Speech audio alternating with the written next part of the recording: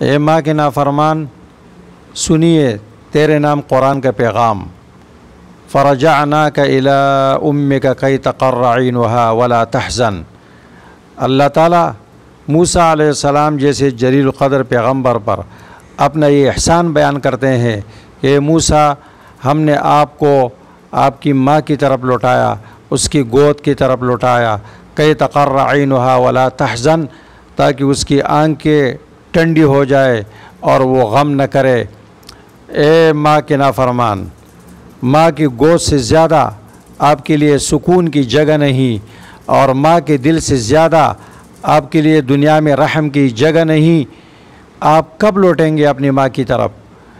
موسیٰ علیہ السلام کو اللہ تعالیٰ نے ماں کی گود کی طرف لوٹایا اور اللہ نے اس کو اپنا عظیم احسان قرار دیا۔